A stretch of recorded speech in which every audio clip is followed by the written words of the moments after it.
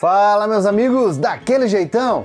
Eu sou o Taylor Fábio e hoje é dia de Cyborg, o Dragão do Futuro, um dos primeiros filmes com o grande Van Damme como estrela principal. Um filme que poderia ter sido a primeira aventura exclusiva do Homem-Aranha nos cinemas ou mesmo a nunca produzida continuação dos Mestres do Universo com o Dolph Lundgren novamente como He-Man, mas que no final acabou sendo um filme de pancadaria futurista, transformando o Jean-Claude Van Damme numa mistura de Mad Max com o mestre do Kung Fu. Então, se vocês querem relembrar a história e também saber um pouco a respeito dos bastidores desse grande filme B dos anos 80, sejam bem-vindos a mais um Coleção em Ação Show. Taylor, você quer andar de bicicleta?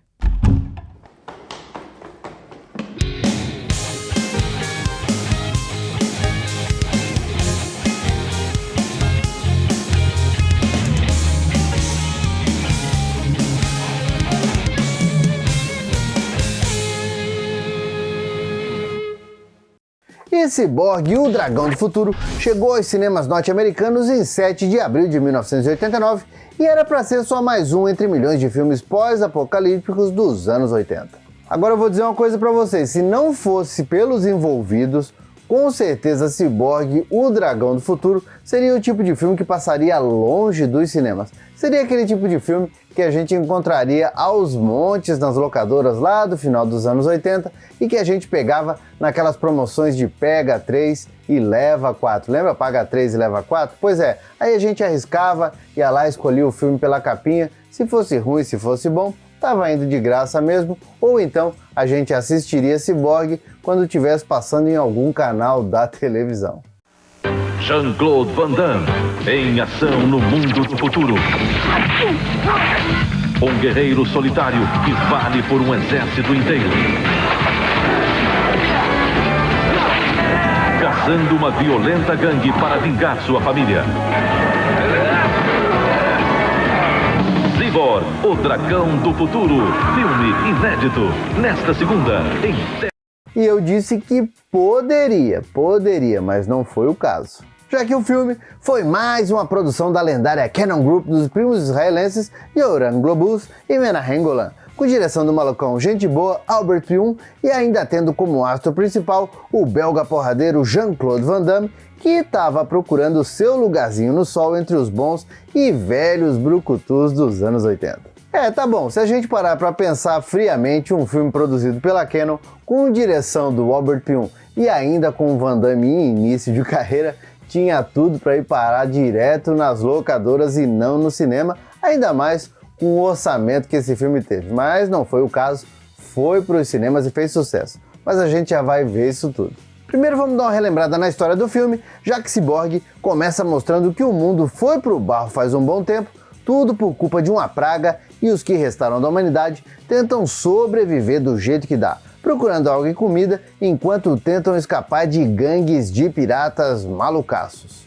Já que os piratas são os camaradas sempre prontos para diminuir ainda mais o número de humanos na Terra, diminuir ainda mais o número de vivos do lado vivo da prancheta. Também no começo do filme a gente é apresentado para uma mulher vivida pela atriz Dale Haddon e um homem que são caçados por uma gangue de piratas, que são liderados pelo sinistrão Fender, que é vivido pelo ator Vincent Clean. Eu sou um ciborgue.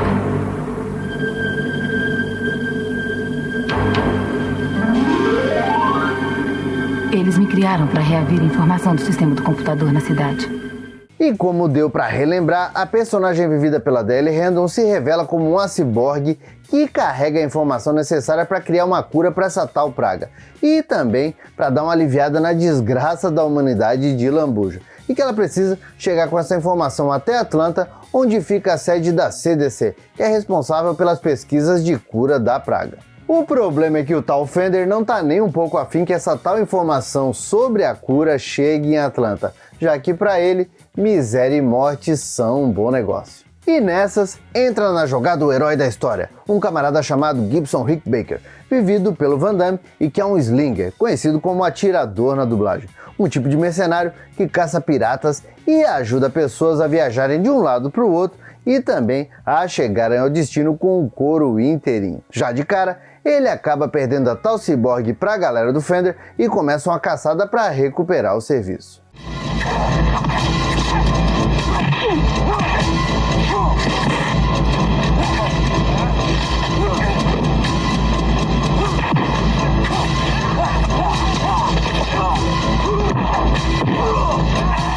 Só que, claro, assim como a boa e velha desculpa entre as marcas de guitarra, o Gibson e o Fender são antagonistas com um passado incomum que vai se revelando através de flashbacks, mostrando que o herói tem motivos mais do que de sobra para despachar o vilão para o inferno de gente que não tem pena de torturar criancinhas.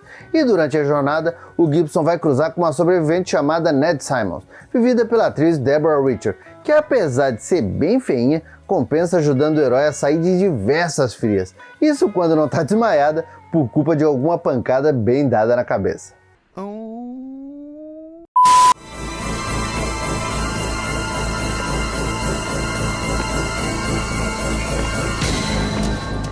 E vou dizer, pancada é o que não vai faltar até a porradaria final entre o Gibson e o Fender. Só que antes disso, o filme reserva pra gente várias cenas bem inspiradas. Cenas cheias de lutas com as boas e velhas regras da prisão e com o Van Damme no auge da boa forma, fazendo o famoso espacate com um ângulo quase que negativo, só pra dar uma enterrada de faca na cara do inimigo.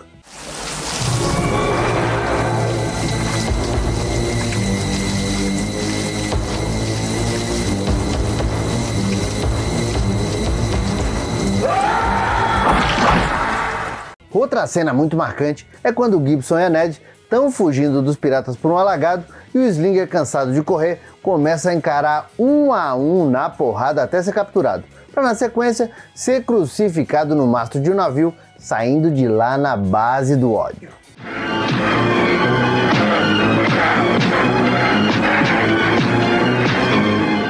E olha, por falar em vilões, além do grandalhão Fender, o Van Damme vai ter que encarar na porrada vários vilões no melhor estilo chefe de videogame dos anos 80. E um deles é vivido pelo ator alemão Ralph Möller, que depois faria Soldado Universal novamente ao lado do Van Damme e também o Conan na série feita para televisão, além de viver um gladiador no filme do Russell Crowe. Também está no filme como pirata o ator grego Stefanos Mitsotakis, que depois ficaria conhecido por participar de uns 6 ou 7 filmes do Van Damme, quase sempre no papel de vilão. Bom, eu acho que a maioria vai concordar que Cyborg e o Dragão do Futuro é um filme bem legal, é um filme bem divertido, mas se não fosse pelo fato de ser estrelado pelo Van Damme em início de carreira, quando ele estava começando a bombar, seria mais um filme que passaria batido entre 1000 filmes do estilo que eram feitos por ano naquela época. Mas será que os bastidores desse filme também têm curiosidades suficientes para ajudar na aura em torno da produção? Pode apostar que sim, e a gente vai ver isso na sequência. Agora me conta aí, vocês gostam de Cyborg e o Dragão do Futuro? É um filme querido para vocês ou é só mais um na multidão? Comenta aí. E aí, tá gostando desse vídeo? Então faz o seguinte, deixa aquele like felpudo e bora compartilhar. E se por acaso você tá chegando agora aqui no canal, gostou do que tá vendo, se inscreve aí e aproveita para badalar o sininho. E para entender a gênese por trás desse filme do Cyborg, a gente tem que voltar para 1987, quando a Canon, de maneira, digamos assim, bem ambiciosa, começou a pré-produção de 2 filmes com um orçamento gigantesco. E essas grandes apostas eram os projetos de Mestres do Universo 2, continuação do He-Man do Dolph Lundgren e também Homem-Aranha, filme que os primos Golan Globus queriam tirar do papel fazia um bom tempo. Within this unsuspecting city, history's greatest experiment creates tomorrow's greatest superhero. Spider-Man, the movie. A live-action spectacular directed by Joe Zito, based on the characters created by Stan Lee.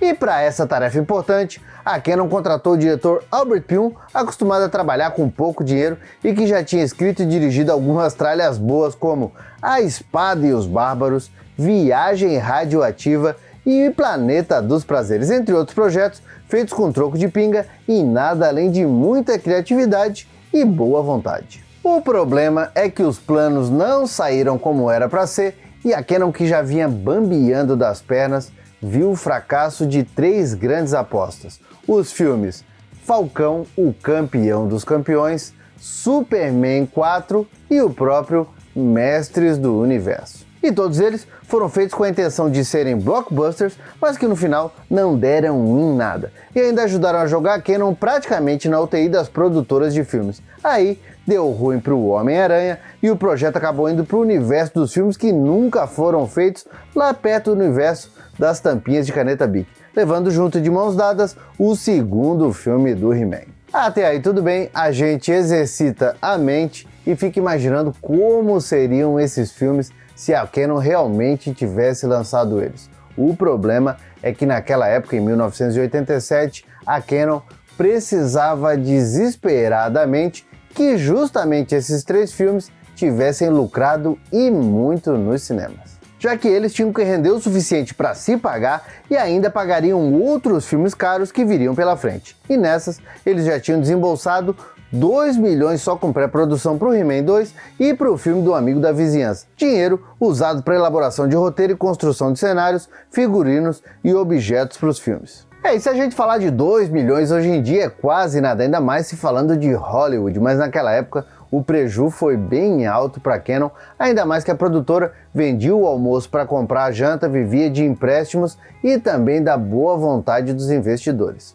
Então, como recuperar esse dinheiro perdido? Bom, fazendo o que eles faziam de melhor. Filme barato e rápido de ser produzido, entregando diversão descompromissada para quem estivesse assistindo e ainda de quebra, reaproveitando todos os cenários, locações e roupas que estavam sendo testadas na pré-produção dos 2 projetos cancelados. E foi assim que surgiu a ideia do filme do Cyborg, ainda com Robert Pyun à frente do projeto e escrevendo o roteiro e se preparando para pegar a cadeira de diretor. Afinal de contas, ele já tinha torrado 2 milhões dos primos israelenses e não ia sair numa boa.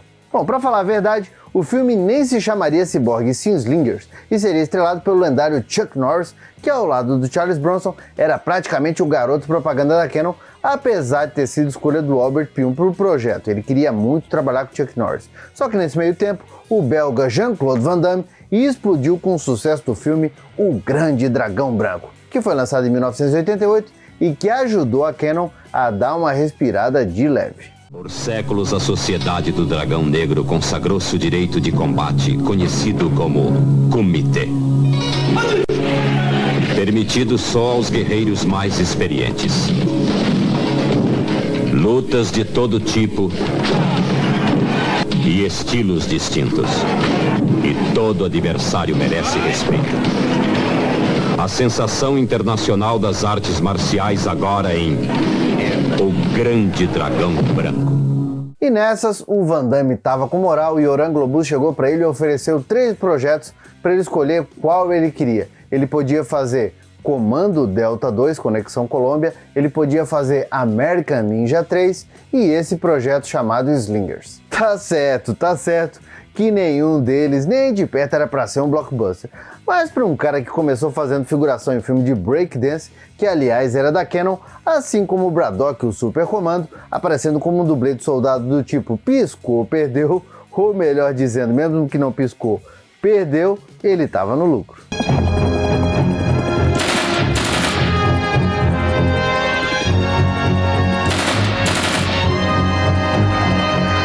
Fora isso, o belga também já tinha feito alguns vilões que apanhavam no final de alguns filmes, além de ser contratado para usar fantasias de aliens, trabalho que no final ele abandonou no caminho. Então, se a gente parar para pensar, pro Van Damme, que era o segundo filme como estrela, como astro principal, já poder escolher um projeto devia ser muito legal. E como ele acabou escolhendo Slingers, o Chuck Norris foi lá fazer Comando Delta 2 Conexão Colômbia, que era o lugar dele. Só que o problema é que a grana pro projeto estava curta demais, já que a Canon só conseguiu 500 mil para produzir o filme, sendo que o salário do Van Damme dava para comprar um caldo de cana e uma Maria mole. Mesmo assim, o cara que não é bobo nem nada, abraçou a oportunidade e deu tudo de si no filme. Assim, a galera partiu para Wilmington, na Carolina do Norte, não por acaso, o mesmo lugar onde o Pyun gravaria o segundo filme do He-Man. Bom, e como a gente já falou, a grana era bem curta, na verdade era mais curta que cobertor de jogador de basquete, e aí não dava para ficar gravando toda a cena até chegar na perfeição, tempo era dinheiro, os caras gravavam uma vez e bora para a próxima. E isso acabou fazendo algumas vítimas no caminho. Já que perto do final do filme, o Gibson do Van Damme enfrenta o pirata Titus, vivido pelo ator Jackson Pinckney. O problema é que a luta é literalmente uma briga de foice no escuro, com os dois personagens lutando com facas na chuva, e nessas de não ter o material cenográfico correto, o Van Damme acabou furando um dos olhos do parceiro de cena, cegando o Jackson permanentemente. Inclusive, o ator chegou a processar o Van Damme e a Canon, só que mais pra frente no processo as partes acabaram entrando em acordo. E aí, a cena de briga de foice no escuro, onde acabou com a cegueira do ator, como foi tomada única, acabou sendo usada no filme.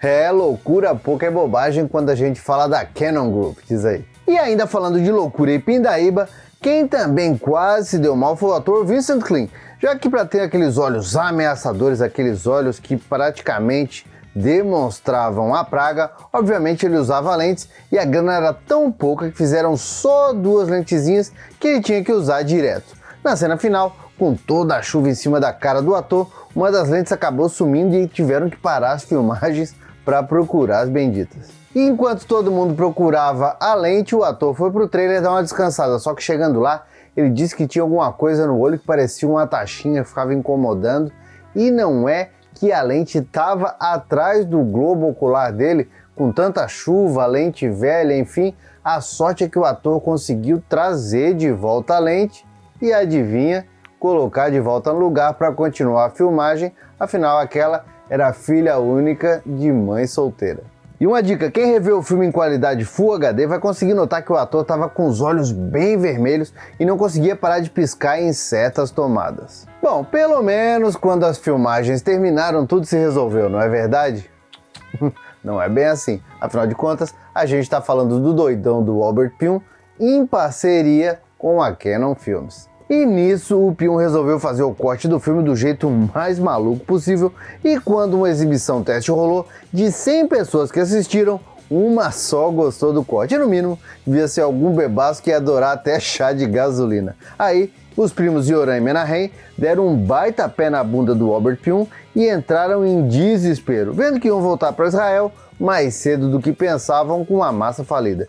E o Van Damme já estava sentindo o cheiro de Titanic na carreira. A sorte é que o belga já era peitudo naquela época e chegou para os primos israelenses e pediu 2 meses para fazer ele mesmo o corte do filme. Ele mesmo ia fazer a montagem do ciborgue, a exemplo do que ele já tinha feito com o Grande Dragão Branco, que dizem estava um lixo no primeiro corte. O Van Damme foi lá, refez o filme todo e virou um sucesso. E adivinha, os primos aceitaram e quando o filme chegou aos cinemas, agora com o nome Cyborg, se tornou um grande sucesso, principalmente se comparado com a miséria que gastaram para fazer, já que o filme rendeu mais de 10 bilhões só nos cinemas norte-americanos.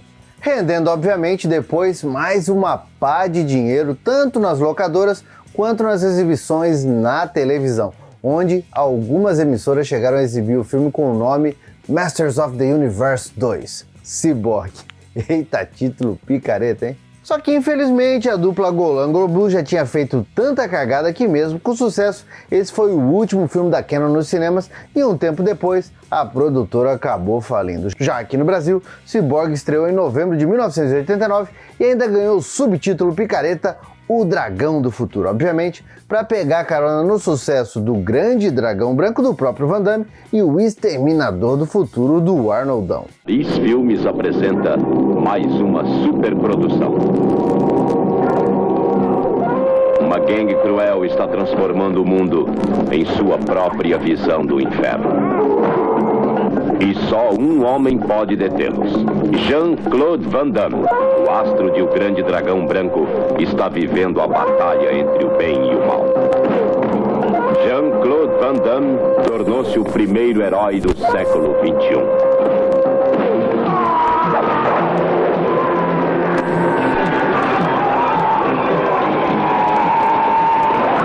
Cyborg, o Dragão do Futuro. E olha, eu me lembro bem, esse filme também foi sucesso nas locadoras aqui no Brasil, já que a gente vivia tentando pegar a fita, mas ela nunca estava dando bobeira. Olha, demorou um tempão para conseguir assistir Cyborg, o Dragão do Futuro. Já na televisão, o filme foi figurinha carimbada a partir dos anos 90. E se o Van Damme seguiu fazendo sucesso durante os anos 90, ele nunca mais repetiu o papel do atirador Gibson. Mesmo assim, nada impediu a franquia de continuar com outros atores e histórias ainda mais bagaceiras, como foi o caso das duas sequências Cyborg 2, lançada em 1993, e Cyborg 3, A Criação, lançada em 1994. Obviamente, os dois filmes foram feitos direto para vídeo. Cyborg 3, A Criação, filme inédito. Uma violenta guerra entre androides e humanos disputando o domínio do planeta. Ligue. Apesar disso, essas duas sequências trouxeram atores bem legais e até mesmo cultos, como o Richard Lynch, o Malcolm McDowell, o super-herói americano William Katt, o Billy Drago e até mesmo o Acredite Se Puder, Jack Palance. E olha que legal, eu não sei se vocês lembram no vídeo sobre o Homem de 6 milhões de dólares que eu falei que a Sandra Bullock, que hoje em dia é uma atriz bem conhecida, uma das estrelas de Hollywood, estreou justamente num dos filmes do Steve Austin e da Mulher Biônica. Pois é, outra musa dos dias atuais também estreou num filme de ciborgue. E eu tô falando da Angelina Jolie, que ainda bem novinha, viveu uma ciborgue no segundo filme dessa franquia malucaça e divertida.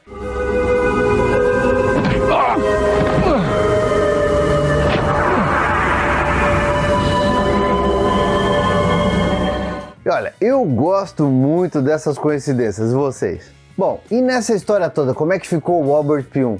Como é que ficou o diretor havaiano depois de ganhar um pé na bunda justamente nessa que seria a obra-prima dele?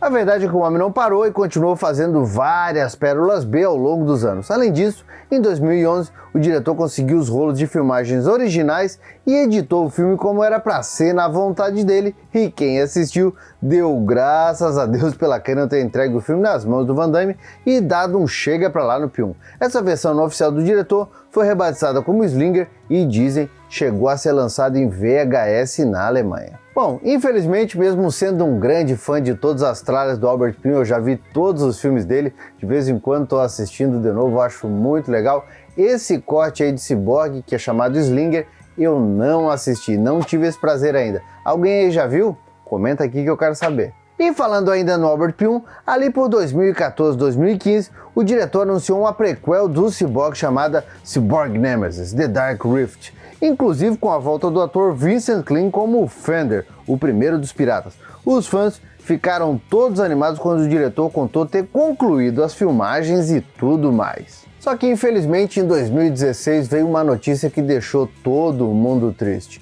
O diretor anunciou a aposentadoria dele porque ele descobriu que estava sofrendo de esclerose múltipla e aí o filme entrou no limbo. Até hoje ninguém sabe se realmente foi gravado ou não. O que a gente sabe é que nunca viu a luz do dia e nunca ninguém viu nada de cenas desse filme. Bom, meus amigos, por enquanto era isso. Eu espero que vocês tenham gostado demais desse vídeo. Se gostaram, já sabe, deixa aquele like felpudo e bora compartilhar. E aproveita também para conhecer as nossas redes sociais. Afinal de contas, tem coleção em ação para todos os gostos. Por enquanto, eu vou deixando meu abraço, dizendo que a gente se vê no próximo vídeo e valeu! E agora o meu agradecimento todo especial para os assinantes Felpudo Gold do grupo de membros do canal.